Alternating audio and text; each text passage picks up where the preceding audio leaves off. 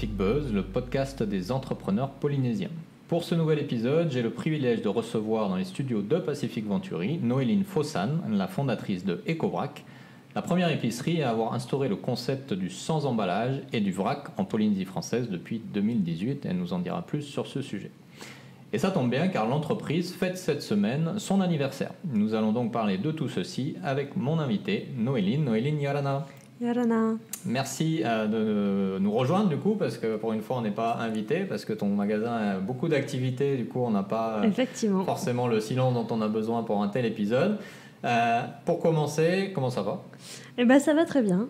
Alors, est-ce que tu peux nous présenter un petit peu ton entreprise, s'il te plaît ? EcoVrac, c'est assez connu, mais juste nous donner un petit peu les bases du concept. Les bases du concept. Déjà, la société, effectivement, elle va fêter ses 3 ans. Du coup, c'est très simple. C'est une épicerie où les produits sont vendus sans leurs emballages, donc en vrac. Et on y trouve également que ce soit de l'alimentaire, des produits ménagers, des produits d'hygiène, mais surtout aussi des produits zéro déchet et des produits locaux qu'on essaie de mettre en avant le plus possible parce que voilà, ça fait partie aussi de nos valeurs. D'accord. Alors, quand tu dis produits donc en vrac, y compris pour les produits ménagers, etc., ça marche comment exactement ? C'est, admettons, là, je vais aller dans ton magasin, est-ce que j'ai besoin d'arriver avec mes emballages ? Comment ça se passe ? C'est vrai qu'on a tendance, nous, on est habitués, donc voilà, on expose le vrac, et puis, mais c'est vrai que ça demande d'être un petit peu équipé, de venir avec ses propres contenants le plus possible, que ce soit des bocaux, des boîtes, des bouteilles, des bidons. Et puis ensuite, arriver sur place, on vous guide, on guide les personnes qui arrivent pour que ça se passe bien les premières fois. Donc il faut peser ses contenants avant et ensuite se servir. Et on déduit à la caisse le poids du contenant pour ne payer uniquement que le produit. D'accord, donc le prix est basé sur le poids acheté. Effectivement, tout est sur le prix au kilo pour que vraiment les gens puissent prendre que la quantité dont ils ont besoin. D'accord. Alors, EcoVrac, je le disais, fête son anniversaire cette semaine. Oui. Donc, vous avez 3 ans, c'est ça ? C'est ça, on a ouvert le 23 mai 2018. D'accord, donc on va être presque jour pour jour pour cet épisode. Et on a d'ailleurs fait aussi une semaine de préouverture avant l'ouverture. Donc, en réalité, la boutique avait ouvert une semaine avant, c'était le 16 mai 2018, et pour un petit peu se mettre en rodage avant ça. D'accord. Donc oui, ça fait bien 3 ans tout pile. Ok, déjà bon anniversaire. Merci beaucoup. Et est-ce que tu peux nous parler un petit peu justement de l'origine de ce projet ? Est-ce que déjà toi, est-ce que tu viens de ce monde-là, de l'épicerie, ou est-ce que c'est quelque chose... Qu'est-ce qui a fait que tu es arrivé à créer ce projet il y a maintenant 3 ans ? Qu'est-ce qui a fait que c'est arrivé ? Je dirais parce que j'avais envie qu'il y en ait une en Polynésie, déjà. Parce que j'avais connu ça en France et que je trouve ça dommage qu'il n'y en ait pas ici. Donc voilà, j'ai participé à une émission télévisée pour pouvoir proposer ce projet-là. À cette époque-là, donc ça c'était environ 2017, quand j'ai eu cette idée-là, voilà, je l'ai proposée à l'émission et je me suis dit, même si moi je ne vais pas y arriver parce que j'ai pas fait entrepreneur dans ma vie, j'ai pas fait de commerce dans ma vie... Voilà, je suis jeune diplômée, je me disais, au moins, il y aura l'idée quelque part et que peut-être que quelqu'un la reprendra et que ça germera et qu'il y aura enfin cette épicerie quelque part sur Tahiti. Et suite à l'émission, moi, j'adorais le fait d'entreprendre, ce que je pouvais faire peut-être, et je me suis dit, je vais le lancer quand même. Et puis, on va voir où est-ce que ça va me mener. Et ça t'a mené 3 ans plus tard. 4 ans du coup, c'était en 2017 quand j'ai fait l'émission. Oui, bien sûr, le temps de créer le projet. Voilà, le temps de créer le projet, ça a bien pris une bonne année quand même, le temps de faire tout ce qu'il fallait et puis voilà, et d'ouvrir. D'accord, donc EcoVrac, c'est ton premier métier en fait.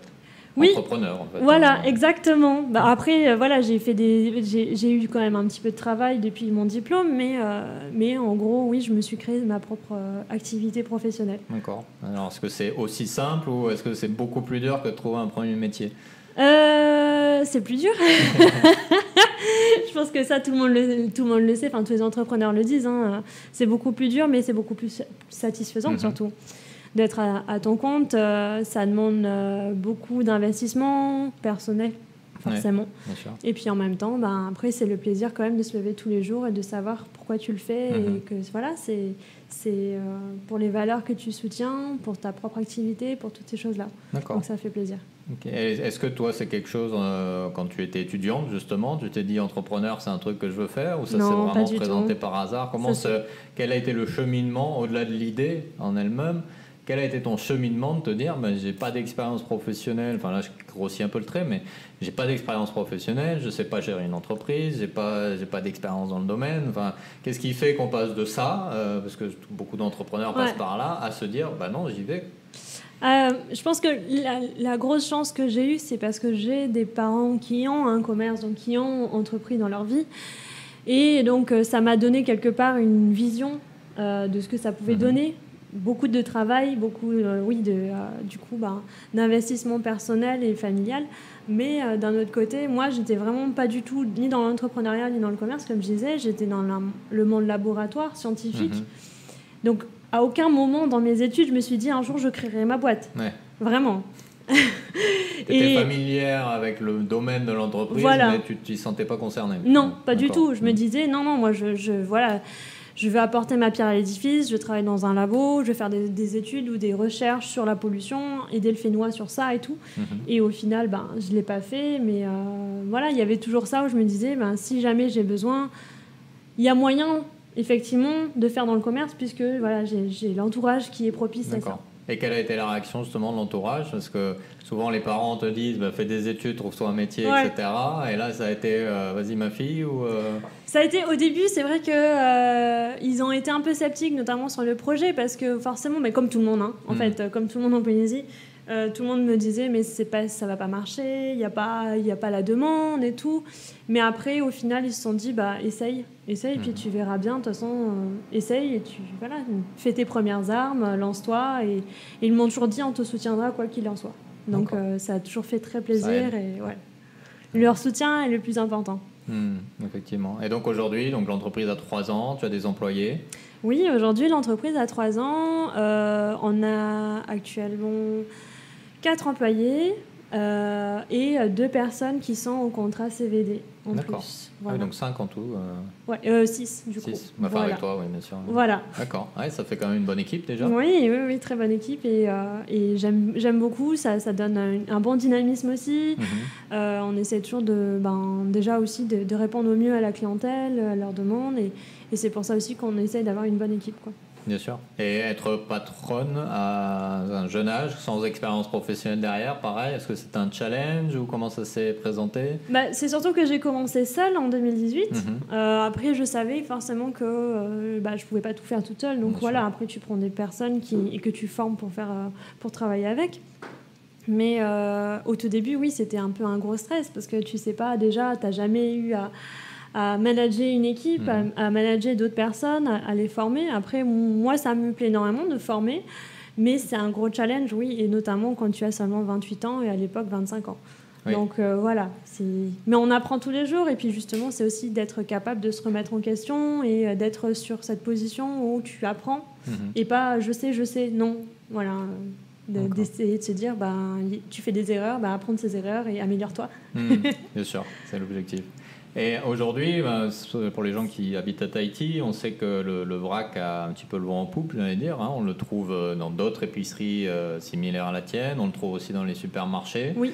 Comment tu approches ça, toi? Est-ce que tu es plutôt contente de voir que la demande est là et du coup, c'est bon signe pour l'entreprise? Ou est-ce que c'est un peu dur d'accepter la concurrence? Comment ça se passe? Moi, dans ma vision, j'essaye d'éviter de voir tout ça comme la concurrence, surtout que le but à la base, c'est pas le but économique, mais plus écologique. Donc, dans les valeurs qu'on essaie d'inculquer, c'est plus, il y a plus de possibilités de choix pour toutes les personnes qui veulent se mettre dans le vrac et donc de réduire leurs déchets in fine. Et c'est ce qu'on essaie de garder, le côté positif. Après, j'avoue que oui, le fait que la grande distribution s'y mette, c'est un peu difficile. Mais c'est pas la même chose, on ne propose pas les mêmes valeurs, on ne propose pas non plus les mêmes produits, donc tout est différent.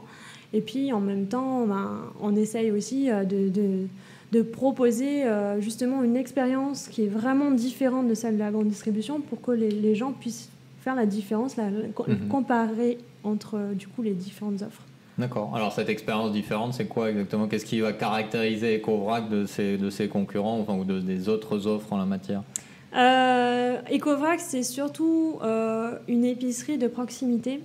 On essaye vraiment d'apporter à la clientèle, à toutes les personnes qui rentrent qui passent la porte de notre boutique, une expérience déjà humaine, parce que on est là, on les guide dans leurs achats, dans la réflexion des produits, dans leur démarche pour réduire leurs déchets au quotidien. Et voilà, on essaye vraiment d'être au contact, ce qu'on ne peut pas trouver dans les grandes surfaces notamment, ou dans d'autres types de magasins. Donc à partir de là, on sait qu'on apporte quelque chose de différent, et beaucoup de gens viennent chez nous pour ça, et ça nous plaît énormément. D'accord. Alors justement, au bout de ces 3 ans, est-ce que tu as vu une évolution dans la mentalité des consommateurs? Est-ce que déjà il y a plus de clients maintenant? Est-ce que les gens, tu penses, sont peut-être plus sensibles à cette problématique maintenant, des déchets, de tout ça, ou est-ce que le changement est encore très lent à se faire?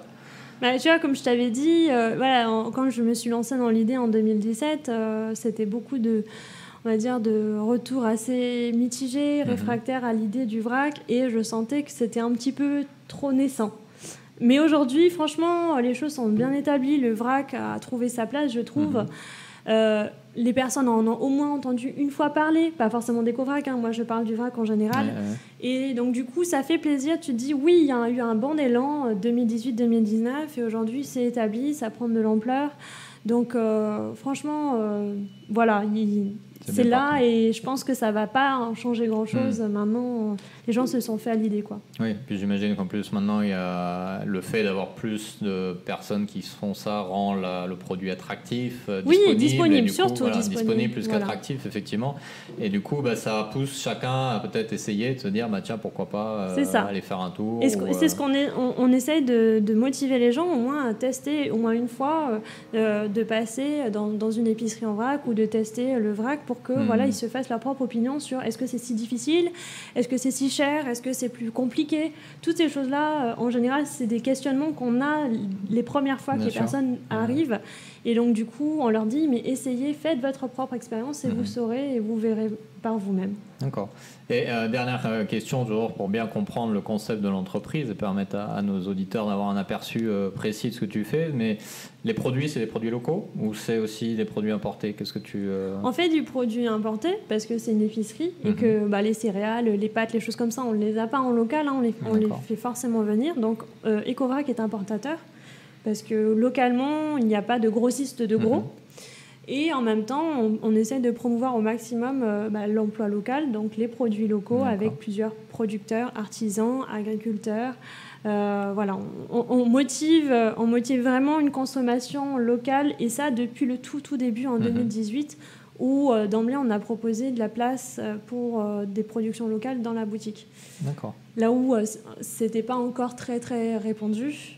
Nous on l'a fait dès le début, et on a eu tout de suite un très bon accueil par rapport à ça. Et aujourd'hui, de voir que le gouvernement, les autres commerces, tout ça motive encore à consommer localement, ça fait très plaisir, quoi. Oui, j'allais justement dire, avec la pandémie et cet appel à la consommation locale, à l'autosuffisance alimentaire, est-ce que ça c'est bénéfique pour toi justement, et pour cette démarche écologiste que tu as? Nous, on le faisait déjà. Donc, du coup, ça n'a pas énormément changé. On a toujours proposé et on continue à le faire. Donc, on n'a pas vraiment. Tu es déjà bien positionné. Voilà. On n'a pas plus dit allez-y, consommez local. Après, c'est sûr que certains qui hésitaient se sont dit oui, on va promouvoir des emplois locaux derrière les produits qu'on va acheter. Donc, oui, ça, c'est super. D'accord. Et nous, on a continué et on le fait encore aujourd'hui. Voilà, donc tu avais anticipé le vent du changement. Ça marche. On va faire une petite pause rapide pour écouter un message de nos annonceurs. On se retrouve dans un moment, toujours avec Noéline de EcoVrac.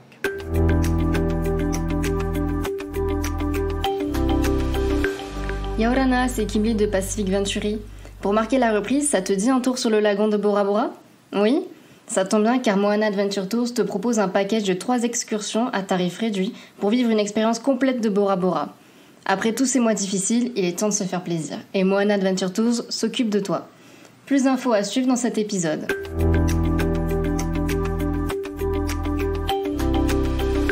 Et Et nous sommes de retour toujours avec Noéline de EcoVrac pour parler de son projet d'épicerie éco-responsable qui valorise donc le zéro déchet. Noéline, ça va toujours ? Ça va. Alors on va parler un petit peu plus de ton parcours d'entrepreneur après avoir bien parlé de l'entreprise en elle-même. Donc ça fait donc maintenant 3 ans que l'entreprise existe, 4 ans que le projet a été lancé. C'est ta première entreprise et ton premier métier par la même occasion. Alors est-ce que tu peux nous dire justement au fil de ce parcours quelle a été la meilleure leçon que tu as apprise et quelle a été la pire leçon que tu as apprise ? Oula. La meilleure leçon que j'ai apprise, j'en ai appris tellement en fait, tout le long du parcours. Moi, je pense que la meilleure leçon, c'est de rester déterminée. Parce que moi, en tant que jeune femme entrepreneuse, ça a été difficile au début de se faire sa propre place dans le milieu et en même temps de gagner en crédibilité. Et si dès les premiers retours réfractaires, je les avais écoutés, et en fait, j'aurais jamais créé EcoVrac et peut-être que ça n'aurait pas aidé à l'essor du vrac en Polynésie. Enfin, j'en sais rien, mais en tout cas, aujourd'hui, je me dis heureusement que je suis restée déterminée. Ouais. Et en même temps, d'avoir réussi à continuer à me remettre en question aussi. Parce que c'est bien d'être déterminé, mais il ne faut pas non plus être trop têtu. Oui. Borné, pas têtu. Voilà, c'est ça. Donc du coup, de se remettre en question, c'est important. Et après, la pire leçon que j'ai pu apprendre, de ne pas avoir trop confiance. Je pense que confiance aux personnes, c'est bien, mais peut-être que moi, je suis trop gentille aussi. Et ça, c'est un petit peu aussi le métier qui veut. Mais oui, dans le commerce, il faut faire attention et ne pas donner trop de confiance aux gens. Mais juste ce qu'il faut, la dose qu'il faut. Ouais, c'est rester quand même sur ses gardes et pas trop naïf. Quoi. Voilà, exactement. C'est normal en même temps, vu du coup l'âge que j'avais quand j'ai débuté.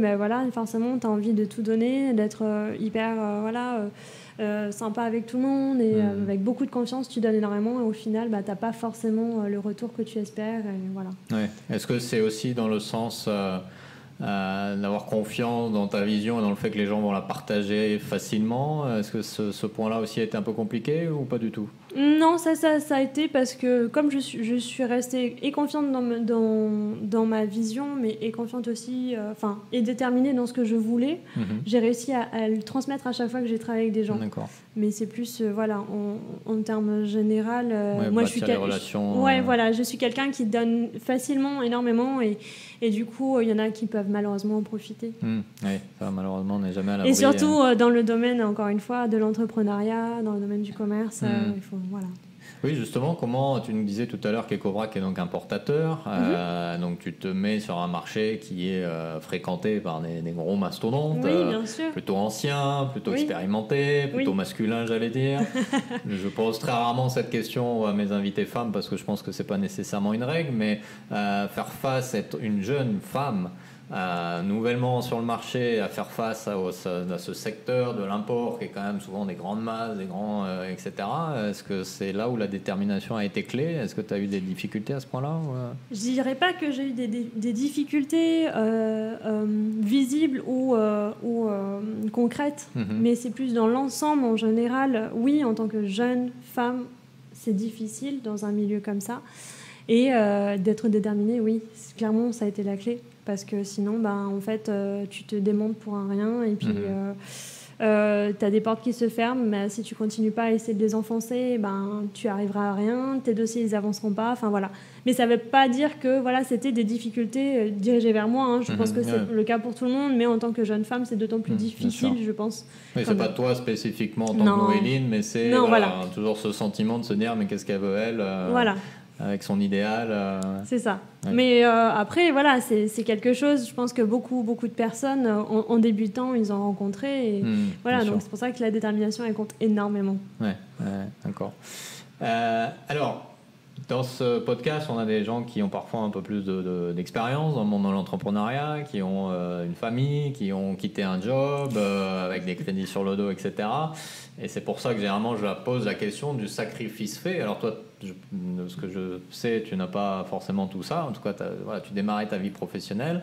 Mais quels ont été les sacrifices que malgré tout tu as dû faire à ton niveau pour te lancer et te dire c'est ça ma vie, c'est mon entreprise Ouais, ma vie, c'est mon entreprise. Ouais, tu l'as bien nommé. C'est ça.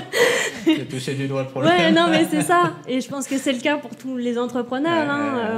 On se dévoue corps et âme à l'entreprise, surtout dans les premières années, dans les premiers mois et les premières années. Mais en fait, on compte pas les heures. On y passe les jours, du coup, de 6h jusqu'à 21h, 22h. Et là, c'est qu'en boutique, parce qu'après, il y a le travail que tu ramènes à la maison. Enfin, voilà, c'est beaucoup, beaucoup d'investissements. Moi, d'ordre personnel, c'est vrai que je me suis complètement dédiée à ça. C'est vrai que j'ai eu de la chance d'être très entourée par ma famille, dans ma vie amoureuse. Enfin, voilà, j'ai pas eu de soucis à ce niveau-là.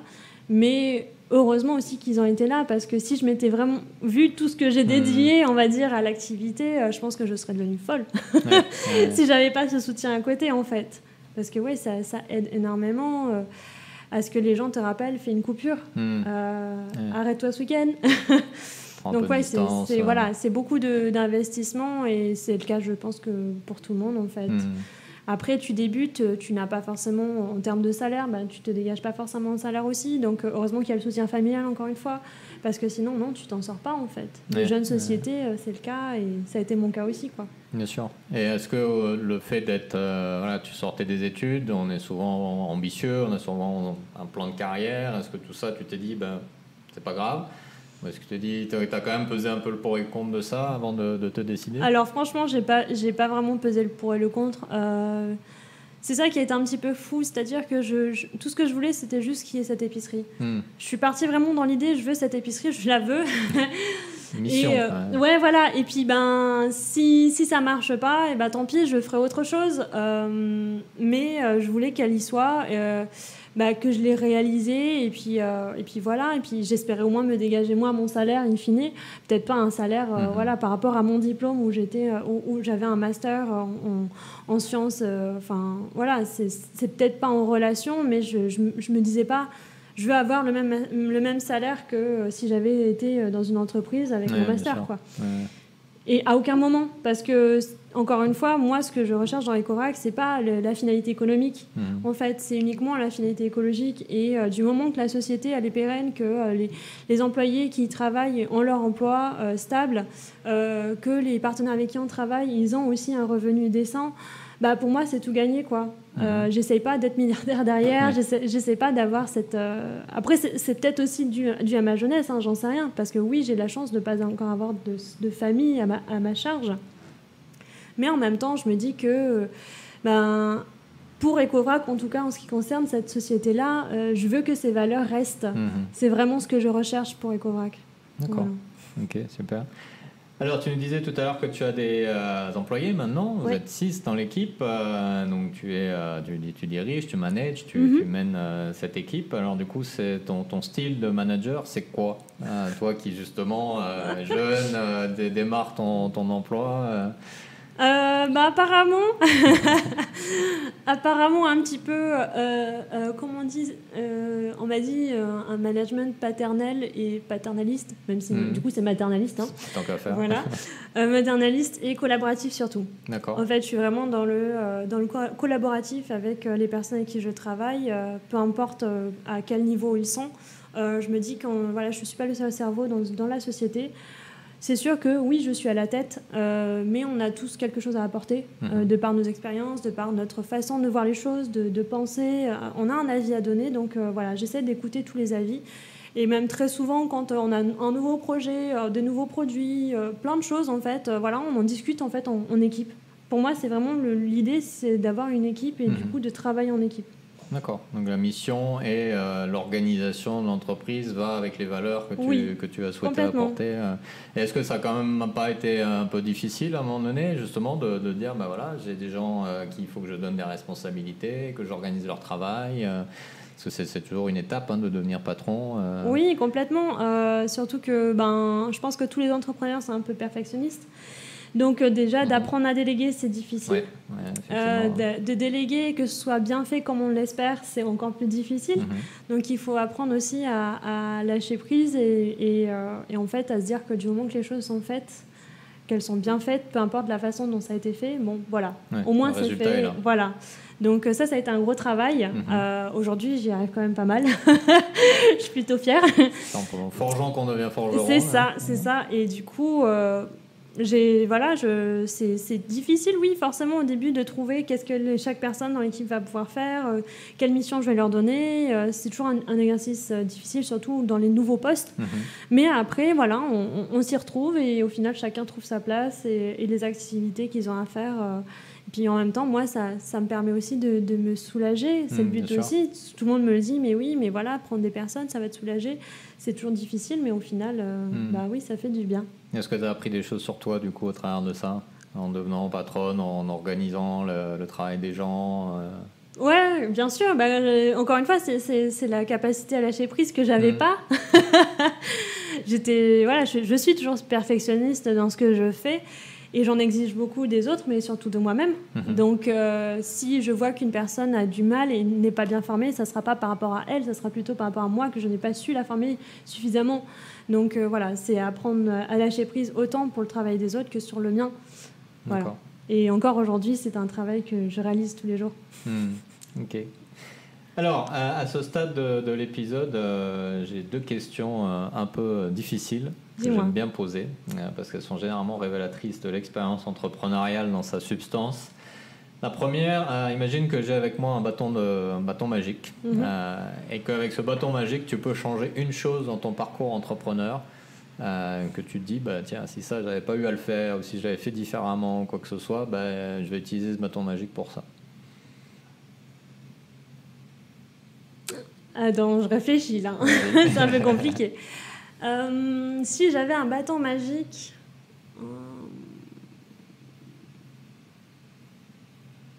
je sais pas. En vrai, je pense que j'apprécie le parcours que j'ai fait. Il a été difficile, beaucoup. J'ai fait beaucoup d'erreurs, j'ai fait beaucoup de réussites. Mais je pense qu'avec ce bâton, j'en ferais pas grand-chose en fait. D'accord. Pour l'instant, tu es satisfaite de tout ce qui s'est passé Oui. Même modifier les mentalités pour que ça aille plus vite, je pense que non, parce qu'au final, les choses doivent prendre leur temps et c'est pas plus mal non plus. Ouais. Donc en fait, en tout cas là tout de suite, je saurais pas te répondre. Du coup, la deuxième question, est-ce que dans ton parcours d'entrepreneur, il y a quelque chose qui te soit arrivé, que tu as pensé, que tu as vécu, dont tu n'as jamais osé parler en public et que tu pourrais partager avec nous, avec nos auditeurs aujourd'hui, sans forcément que ce soit quelque chose de particulièrement personnel, mais on a eu des exemples de certains qui disaient pendant quelques temps j'ai dormi sur un canapé ou j'ai pas du tout confiance en moi et je me bats tous les jours, enfin ce genre de choses que les gens vont pas forcément savoir de toi. Oui. Je pense que j'ai trop donné.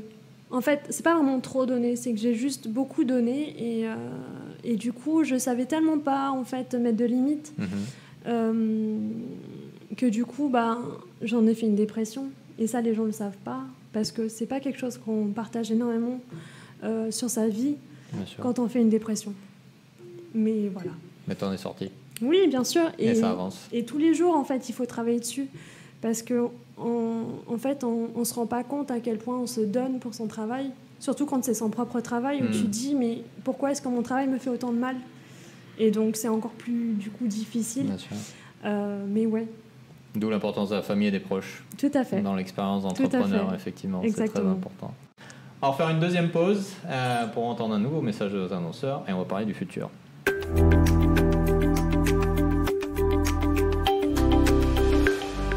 Salut, c'est encore Kim Lee. Alors, ce séjour à Bora, ça se précise? Laisse-moi t'en dire un peu plus. Imagine un peu. Tour complet du lagon en jet ski avec baignade et rafraîchissement. Journée complète à bord d'une pirogue polynésienne avec snorkeling et déjeuner traditionnel sur un motu privé. Et pour finir, une croisière au coucher du soleil suivie d'un dîner au restaurant St. James. Quoi de mieux pour tes premières vacances depuis un bail? N'hésite plus et contacte dès maintenant Moana Adventure Tours sur leur site moanaadventuretours.com ou sur leur page Facebook. Et n'oublie pas de nous partager tes photos.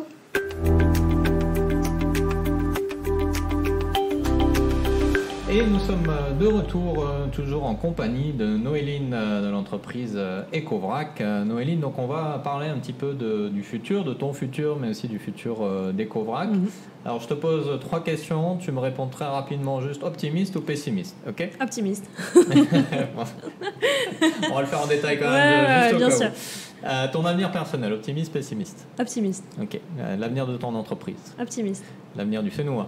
Optimiste. Ok, il y a un petit temps de Ouais, réflexion là. Mais senti, je reste une optimiste. Ok, ça marche. Alors optimiste pour toi personnellement, pourquoi?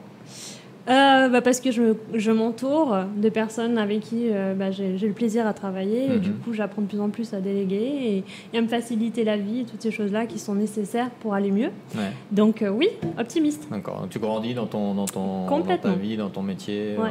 Ok, ça marche, super, c'est important. Puis je suis jeune. Si je commençais déjà à être pessimiste, je crois que ça serait un peu grave. C'est sûr, mais il y en a qui le sont. Mais c'est aussi signe que ton projet correspond à ce que tu espérais faire très probablement. Et ça me fait toujours autant plaisir de travailler avec Ecovrac, pour Ecovrac et dans Ecovrac. D'accord. Alors justement, l'entreprise Ecovrac, optimiste parce que optimiste pour Ecovrac parce que, comme je disais tout à l'heure, les mentalités changent énormément. On a une société qui évolue dans le positif. Donc, nous, on est là, on propose toujours des solutions, on essaie de la faire évoluer avec la demande de la clientèle et des gens qui nous entourent. Et donc, moi, je reste complètement optimiste.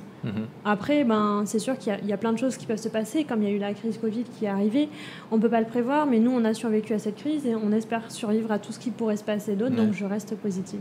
Oui, alors justement, je fais une petite parenthèse. La crise, ça s'est passé comment pour vous, pour que vous ayez réussi à en sortir et à continuer à vous développer maintenant? L'avantage, c'est qu'on a été un commerce prioritaire, donc on pouvait rester ouvert. On a juste modifié un peu notre façon de le faire, donc on faisait uniquement au click and collect avec notre site internet. D'accord. Donc ça a bien sauvé les meubles, mais on a forcément eu un impact sur notre chiffre d'affaires, sur notre fonctionnement en général. Ça a été très très difficile cette crise. On a perdu pas mal, forcément, mais les gens sont revenus, nous ont soutenu nos producteurs. Et du coup, on a continué notre activité. Je ne vais pas dire qu'aujourd'hui, on a une activité aussi bonne que celle avant la crise, mais on ne va pas se plaindre par rapport à d'autres activités, d'autres secteurs qui ont plus pâti. Est-ce que ça reprend dans la bonne direction? Oui. Ouais. Oui, je pense, oui. C'est un peu plus lent, oui, bien sûr. Mais je reste optimiste et je suis sûre que ça concret de revenir à des niveaux avant la crise, voire plus. Après, avant la crise, c'est vrai qu'on était encore dans une phase où il y avait beaucoup de découvertes. Et aujourd'hui, on a 3 ans, donc les gens connaissent, donc ça se stabilise, mais on est quand même satisfait de comment ça se stabilise. D'accord. Et donc tu parlais de ton site internet, qui est effectivement un élément important de l'entreprise. Alors, est-ce que c'est un des projets justement de faire encore plus de digital dans l'activité de l'entreprise à moyen terme ou avec le site internet qu'on a déjà, c'est vrai que ça digitalise pas mal, on est beaucoup présent sur les réseaux sociaux. Après, au-delà de ça, l'épicerie a vocation d'être un commerce de proximité. Donc on ne peut pas totalement digitaliser, sinon on perd finalement l'une de nos principales valeurs, le contact, la proximité, les relations humaines. Mais on a cette possibilité-là pour toutes les autres personnes qui ont un petit peu de difficulté justement toujours à venir en boutique ou à faire le vrac d'une façon tout à fait classique. D'accord, ok, effectivement. Et est-ce que tu peux nous parler, alors sans révéler des secrets professionnels, mais des autres projets de développement justement dans l'entreprise mais déjà, ça, je m'en suis jamais cachée parce que ça fait partie de notre volonté de démocratiser le vrac. Mais ça reste toujours un projet qui me tiendrait énormément à cœur de pouvoir proposer de la solution toujours au plus près des gens, dans d'autres communes, pourquoi pas, avec d'autres points de vente, avec d'autres personnes. Enfin, je reste fermée à rien. C'est sûr qu'il y a eu la crise, donc on a dû un petit peu arrêter un petit peu toutes nos volontés de projets divers et variés. Mais ça reste quelque chose qui est toujours là. Et à côté de ça, on voudrait proposer toujours plus de vrac à plus de monde. Donc pas uniquement des usagers particuliers, mais proposer, pourquoi pas, une solution adaptée à des professionnels. D'accord. On a des professionnels qui viennent nous voir régulièrement pour prendre des produits en boutique et c'est vrai que pour eux, la solution du vrac à la quantité qu'ils ont besoin pour éviter du gaspillage alimentaire dans leur activité, c'est hyper positif. On se dit que les mentalités changent même jusqu'aux professionnels et ça, c'est le top. D'accord, donc développer une vraie infrastructure du marché vrac en fait, pourquoi pas, de l'aspect épicerie qui est important mais qui est un maillon de la chaîne au final dans cette mission plus général de réduire les déchets, quoi. Tout à fait. D'accord, intéressant. Ouais, ça donne des beaux projets du coup, parce que Oui, bien sûr. couplé au digital, ça fait effectivement une empreinte qui se réduit un Oui. maximum, quoi. Exactement. Ouais, d'accord. Et donc pour le Fénois, alors optimiste parce que avec un petit temps d'arrêt. Avec un petit temps d'arrêt, parce que... Pourquoi il y a eu le petit temps d'arrêt? Parce que c'est vrai qu'avec la crise, on l'a vu, c'est très facile de revenir en arrière. Avec la crise, on a vu que, à nouveau, les déchets, ça pullulait, les masques, tout plein de déchets ont revu le jour. Tout a été à nouveau plastifié, tout a été à nouveau aseptisé. Et donc, on s'est posé la question, est-ce que ça va continuer à aller vers du positif? Et je pense que oui, de la même façon qu'on a eu un peu du mal au début avec Ecovrac, mais au final, les gens reprennent leurs habitudes petit à petit, de revenir vers du vrac, du zéro déchet, du sans emballage. Et voilà, ça prend du temps. Et puis, à nouveau, en même temps que les gens reprennent leurs habitudes de vie au quotidien, voilà. Moi, je pense que ça reste positif. Et puis, en même temps, c'est un mouvement mondial et global qui veut qu'on réduise tous notre empreinte écologique, notre pollution de manière générale. Donc, on va forcément suivre le mouvement. On a suivi le mouvement, on va s'y remettre. C'est tout. Oui, il suffit juste de passer la petite résistance au changement qui vient toujours et la difficulté de l'inconfort de ces derniers mois, on va dire.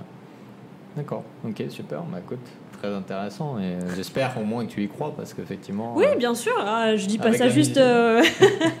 Avec la mission que tu t'es donnée, il faut effectivement être optimiste.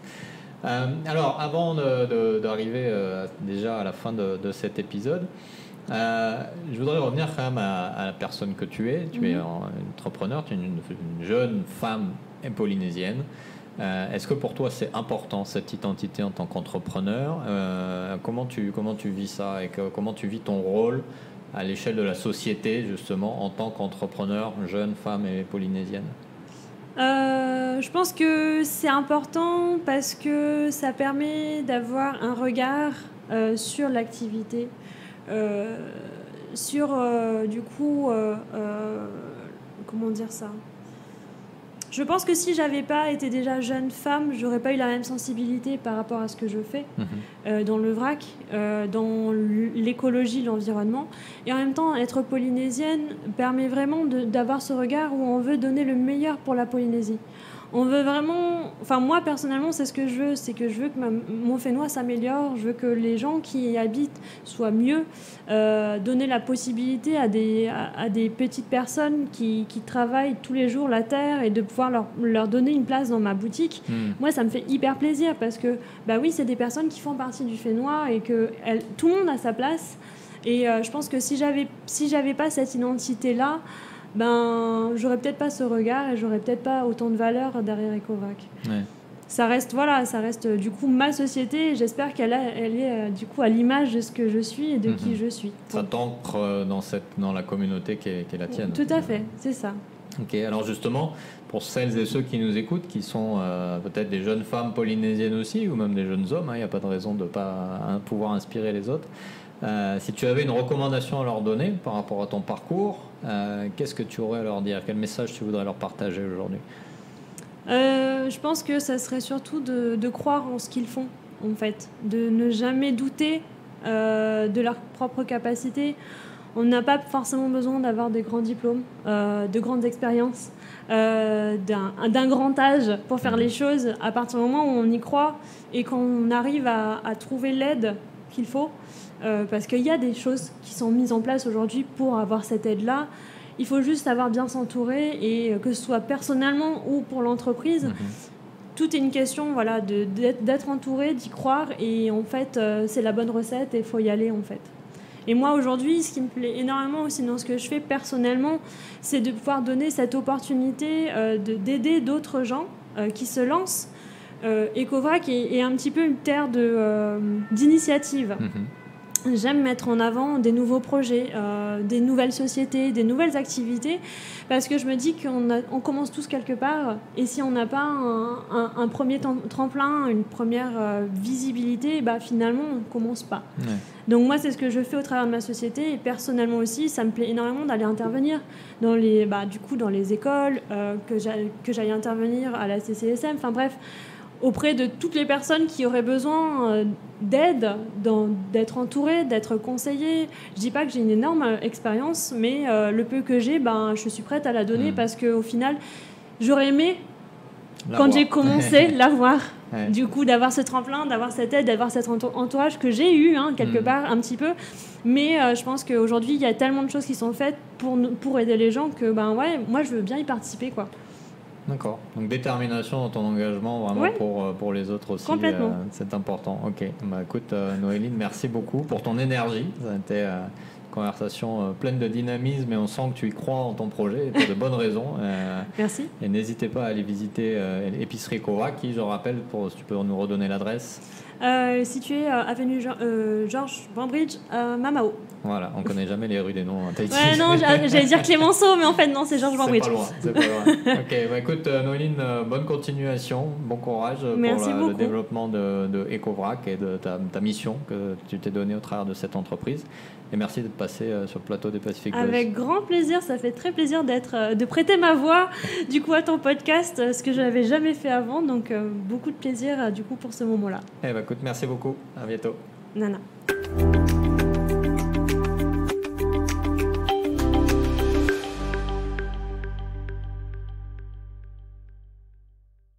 Voilà, c'était donc le nouvel épisode des Pacific Buzz enregistré dans nos studios avec Noéline de l'entreprise Ecobrac. Noéline a fait le choix, dès le début de sa carrière, de se lancer dans l'entrepreneuriat et de concrétiser son engagement citoyen et sa vision d'un monde sans déchets. Son énergie est inspirante et je suis sûr que cette seule écoute t'en aura convaincu, même si, comme souvent dans les Pacific Buzz, nous avons touché du doigt les problèmes, souvent mal connus, auxquels font face les entrepreneurs. Des problèmes durs à évoquer parfois, mais dont il est important de parler pour libérer la parole et pour accompagner chacun de la meilleure façon qui soit dans cette expérience humaine qu'est la création d'une entreprise. D'ailleurs, si toi-même ou quelqu'un que tu connais est en difficulté, entrepreneur ou toute autre personne, n'hésite pas à chercher du support auprès de tes proches ou des professionnels. Nous avons tous nos moments difficiles, il est important d'en parler, mais aussi de se faire aider.